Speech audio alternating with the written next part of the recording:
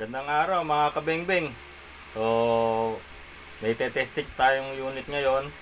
Ito ay order ulit ni Sir Raymond ng Palawan. Sir Raymond, maraming salamat po ulit sa another na transaction po natin. So, ito po yung unit ni Sir, ang ENC Glock 19 Tan. So, yan po yung unit ni Sir. At yung F226 o P226 na Sig-Sauer. Ayan. So, ito po yung unit ni Sir. So, dalawang unit po yung ating ite-testing ngayon. So, unahin na muna natin yung itong ENC Glock 19 ni Sir na Tan version. So, yan po yung unit niya. Tapos, may kasama po yung sa grip. Pampakapal ng grip. Dalawa. Okay.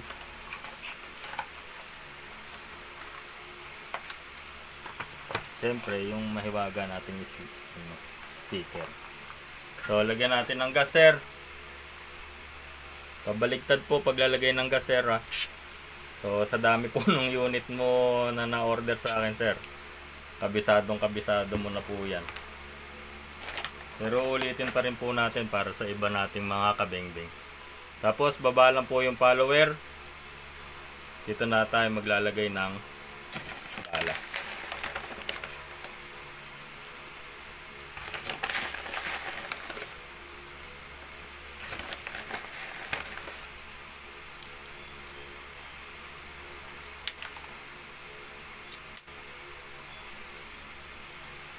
So, ayan, pang testing lang muna natin.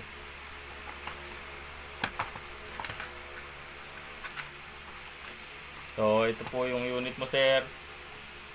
Tan color. Okay. Yan po yung unit niya, mga kabengbeng. So, test fire tayo, sir. Ito po ay polymer ang ilalim. Okay.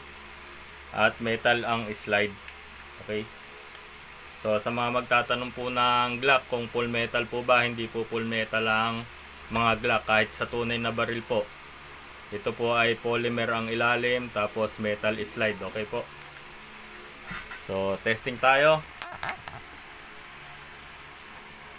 Charge tayo, charge.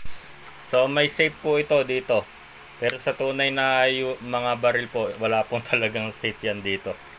So, always your finger is your safety. Okay? So, hindi po yan puputok. So, babalik lang po natin ulit na ganun para fire in the hole po tayo. Lakas. So, nag-slide stop na po yung unit, sir. Alisin lang yung magazine. Tapos, atras lang po natin to para ito po ay ambidextrous. So, magkabila po. Ito po ay Gen 5. So, atras lang po natin. Okay. Bumaba na yung slide stop. Saka natin alalayan pabalik. Tapos, kalabitin ng trigger para yung hammer ay naka-rest position. So, yan po yung unang unit ni sir.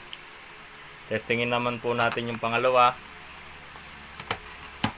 Sa mga magtatanong ng Glock po, hindi po full metal ang Glock kahit sa tunay na baril. Sa tunay po, polymer din ang ilalim at ang slide ay metal. Okay?